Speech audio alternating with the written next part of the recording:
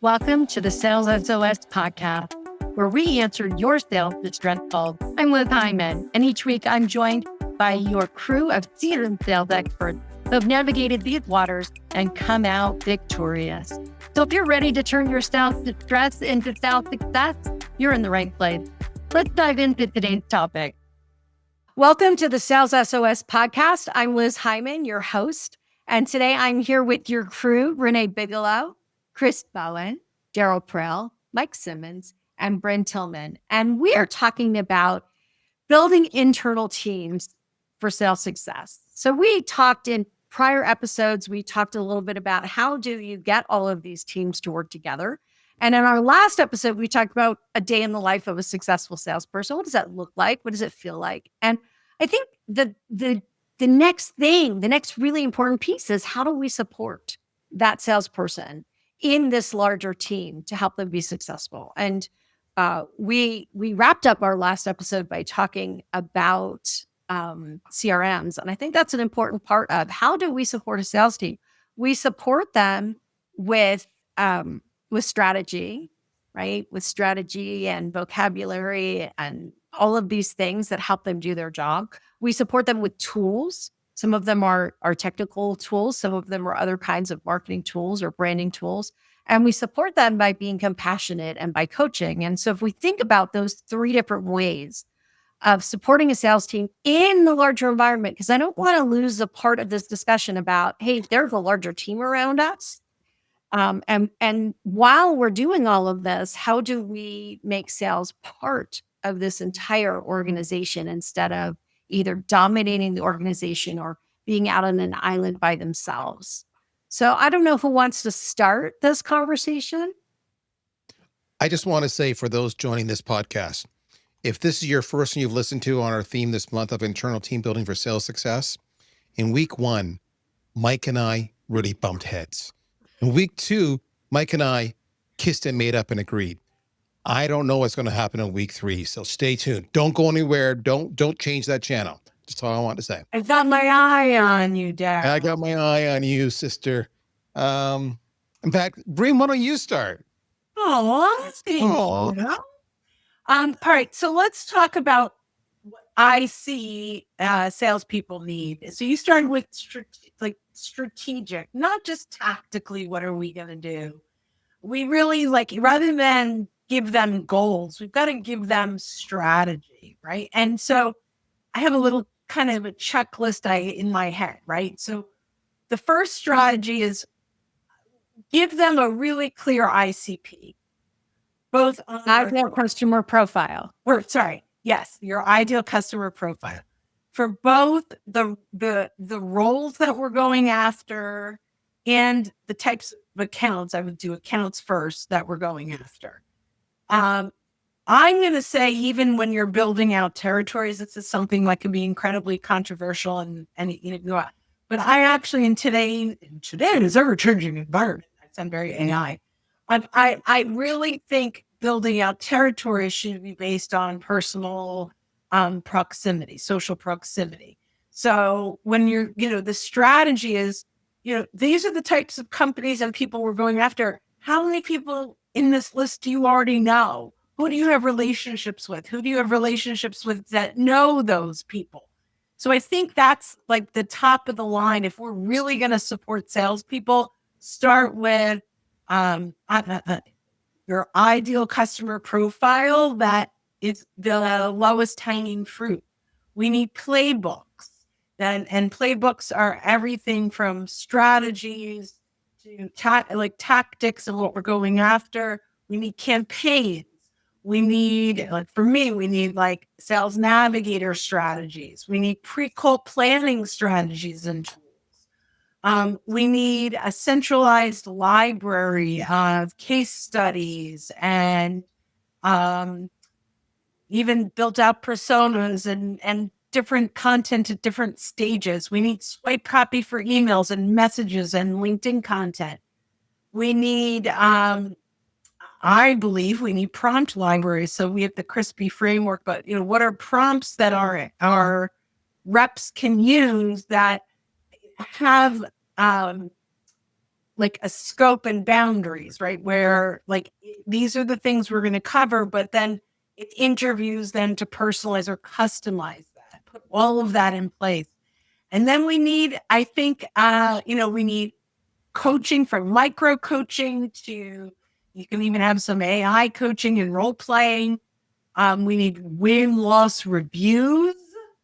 I can't tell you how important I feel those are. It is amazing to me how many people lose an opportunity and have no idea why. Because, it was in their pipeline and I knew it was going to happen and then it didn't. And then they never called because I don't know, they're embarrassed. I'm not sure.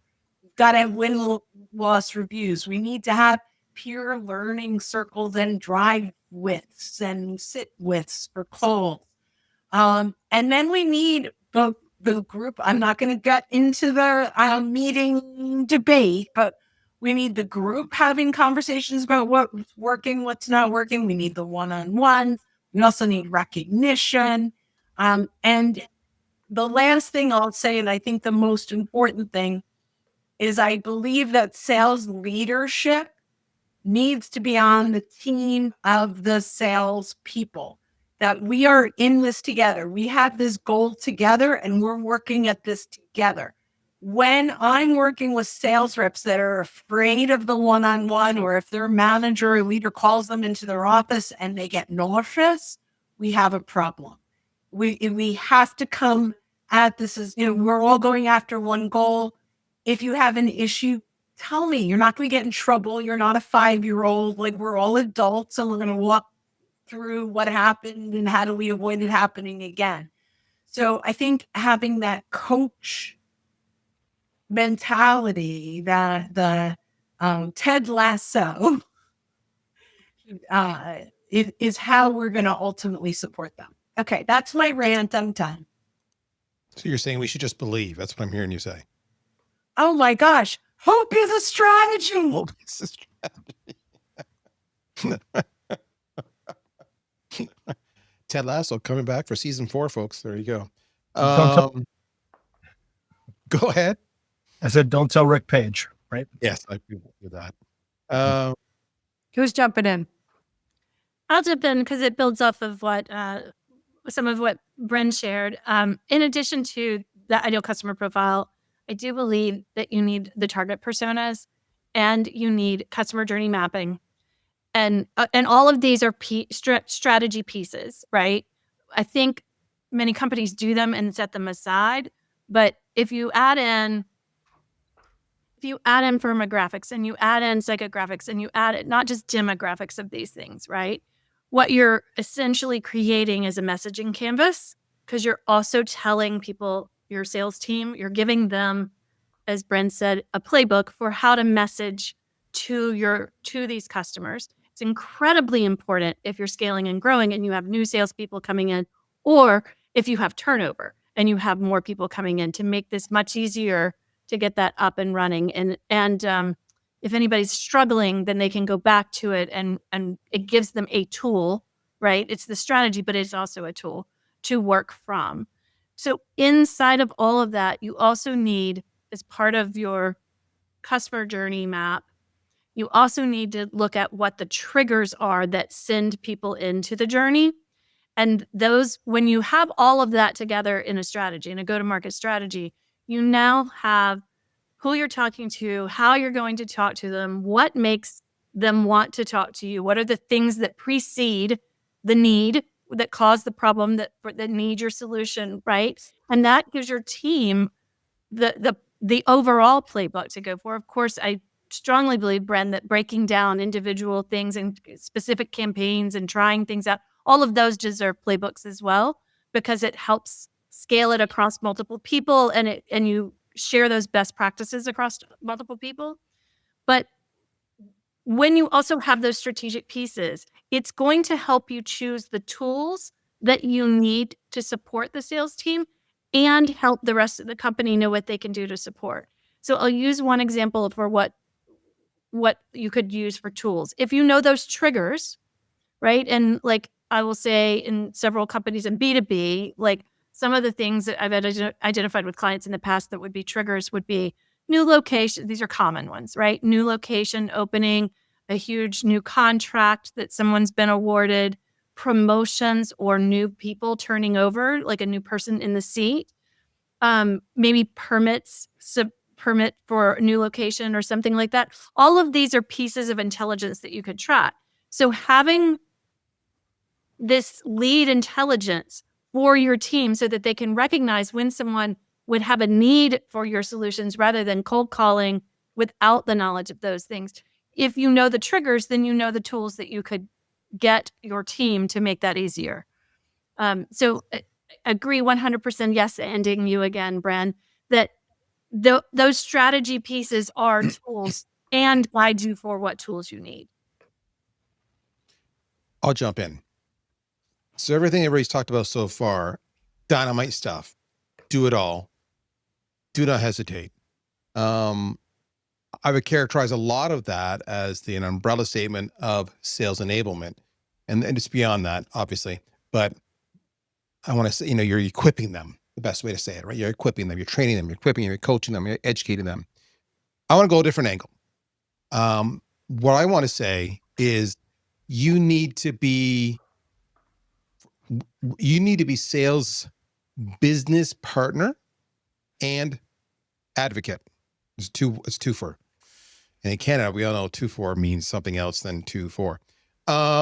So when I say a business partner, that means talking to every single sales rep and saying, almost treating them like a customer, but also, you're a revenue partner. Okay, so I'm looking at your pipeline. You look a little thin. How can I help you? Do you have everything you need? No, I need a success story that does this. I got nailed on this over and over again. Oh, well, we actually have that. Let me show you where it is. Or no, we don't have that. That's a great idea. If you can hook me up with some customers or some experts that you've talked to, we'll include them and we'll make it for you and I'll have it ready for you in 2 weeks' time, whatever. So the business partner, you're always saying, what's impeding you from being more successful? How can I help? That's the first part. Second part is the advocate thing, which is a lot of people don't understand. Because you always hear sales will say, I don't even know what marketing does. They're at trade shows and blah, right? But here's the thing. Marketing does the same thing about sales. I don't know what sales does. We get them all these great MQLs and they can't close the thing to save their lives, right? We give them great scripts and they don't use it. If you heard their calls, they're terrible. So the advocate part is where you as a leader go back to the sales org and you say, do you know the pressure they're under? Do you know the challenges they have? Have you spent a day or two cold calling? Have you tried to persuade somebody through, research or have you who's got built-in biases and wants to buy vendor B as opposed to you, vendor A? Like, have you done that? Have you used the screens on Salesforce.com to record all the data? There's a reason they don't do it because it's cumbersome. Have you done that? So it's the idea of helping them have more compassion and empathy so that once they understand the hardship they do face on a daily basis, the rejection they face on a daily basis, that they're more inclined to support them and help them. And by doing that, being their business partner and being their advocate, you tend to draw both teams together as a single revenue team. And that's phenomenal. So when it talks about how do we support the sales team, yes, you need the sales enablement, but you also need to be their business partner. You also need to be their advocate. Thanks, Darryll. That was perfect. That was a mic drop moment. I want to jump back because one of the things that I keep hearing is, and I want to reiterate, is that the sales strategy doesn't start with the sales organization. You don't go, here's our number. It's $20 million this year or $100 million this year or whatever it is. Sales, go create a plan. It doesn't work that way because if you let sales create the plan, they're going to create the plan that's the easiest plan to execute. And they're going to find the shortest path to revenue, which is great unless the shortest path to revenue is not the ideal customer that you're actually going after, who your product is designed for. And then they now want all of these new fixes to your product because it is great.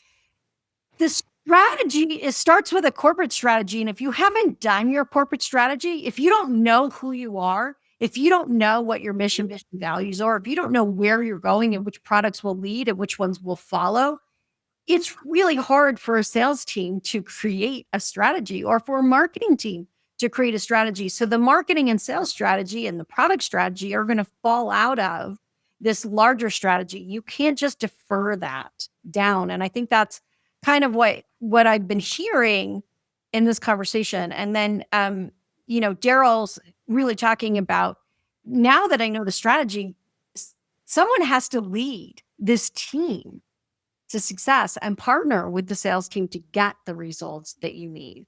And I think those things are all really important. And the question I want to throw out to the team now, and I know Mike is ready to tell us something, I can tell. But what I want to throw out is like playbooks, and then sales team doesn't use them, and marketing writes this messaging and sales doesn't use it. Like, what's the difference between providing guide rails and support and cramming something down someone's throat that doesn't work? Like, somewhere in the middle is something that works, right? We don't want to hand somebody a playbook and tell them these are exactly the words that you have to use. And if your customer isn't saying things that go along with this, say it anyway. Like, that's not helpful. We don't want to give them a list of questions that they absolutely have to ask, and you can't miss any of those questions because that doesn't align with what's going on with their customer. But where's this balance, you guys, between providing strategy and tactics and playbooks and all of these other tools, creating guide rails to keep them on track, a process and a system and a CRM, and then also giving them the ability to be creative in their job and do what they need to do to be successful? Then I'm Chris and Mike. I'm throwing it to you guys first. If you're building these playbooks and they become shelfware, right? Like, that doesn't serve anybody's purpose. What you really have to be able to understand is, I want people to be authentic. People can tell if you're just reading from a script, even if it's one that you're well rehearsed in. That's not going to come across necessarily as authentic, right? And that's what they're going to be, I think, judging you on or looking at.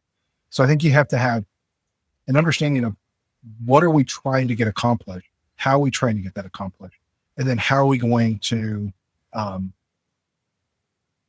allow people to insert their own personalities, their own voice into that conversation.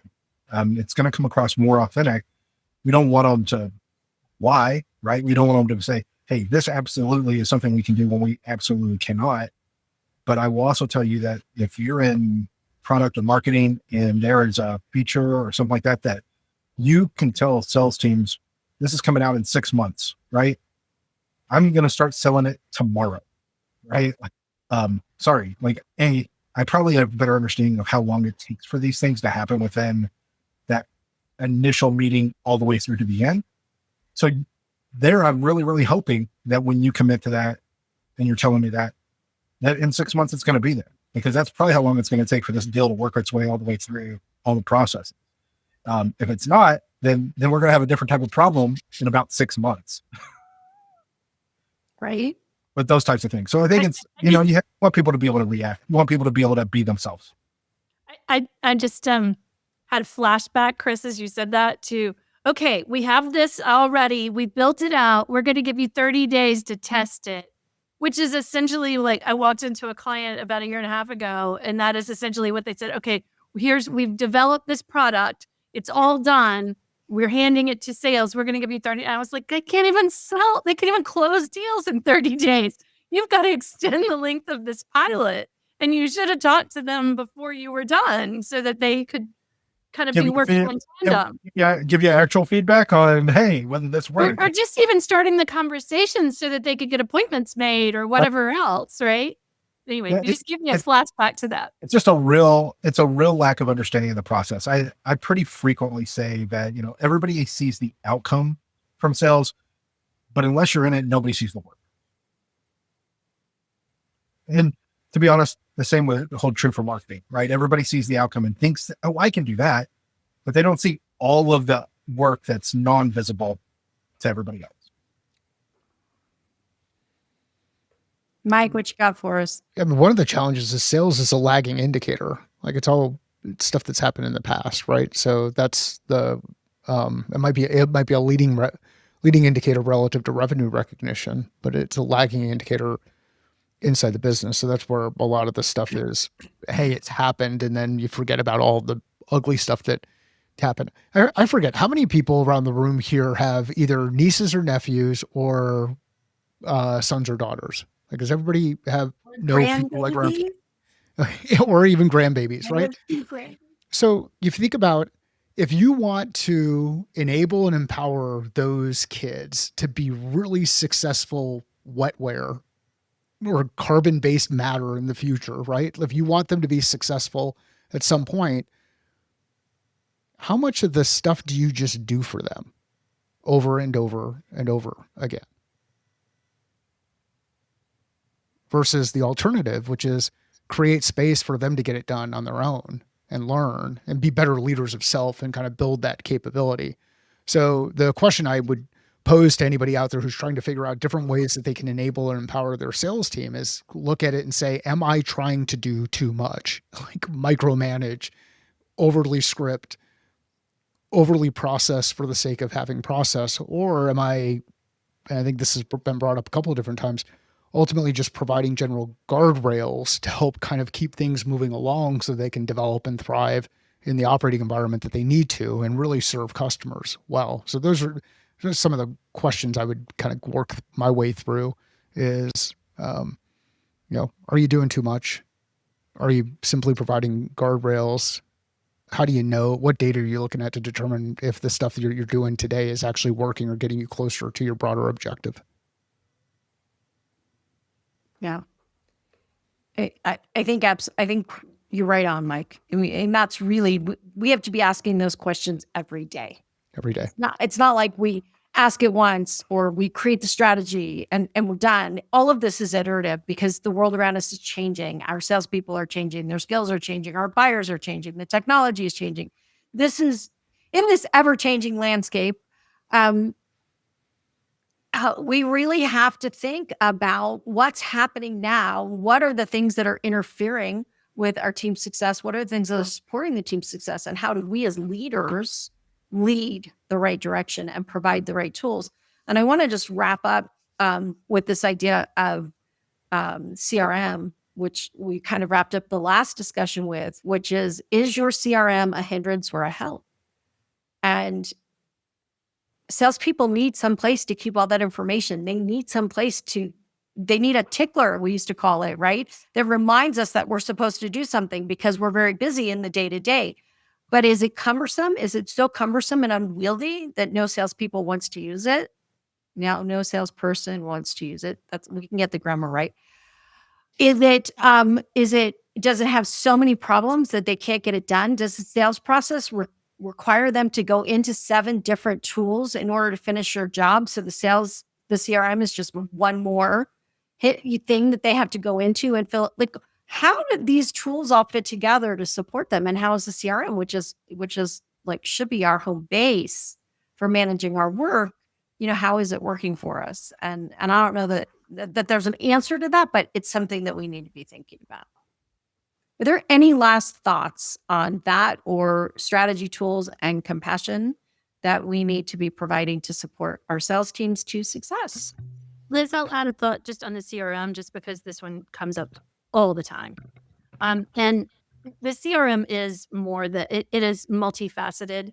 Its uses are primary throughout the organization, right? And depending on each company, it could be more multifaceted in some companies versus others. You might be using Salesforce, for instance, as your CRM and have the sales hub only, or maybe you have sales, service, and marketing, and all of that is running through CRM. Guess what? So is all of your billing, right? And everything else. So it's really important to all departments. However, not all departments spend every day in it or all day, every day in it.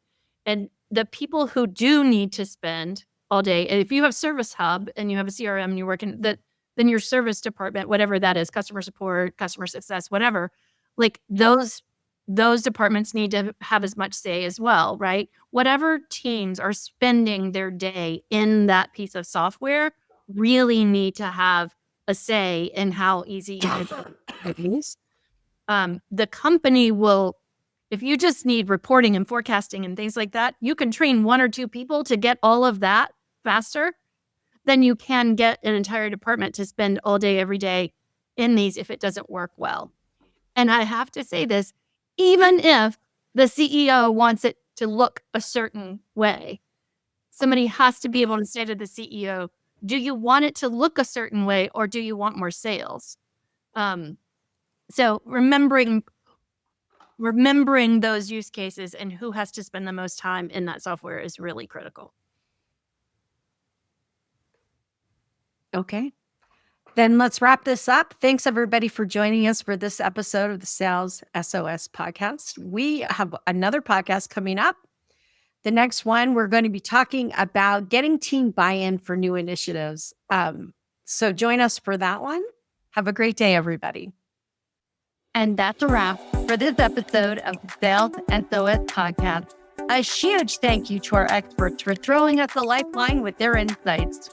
We hope that episode has equipped you to navigate sales leadership with confidence. Never miss an episode. Subscribe to your Sales SOS Podcast on your favorite platform. If you have questions, comments, or topics you'd like us to explore, join us live on LinkedIn every second Friday, or share your questions on LinkedIn or YouTube.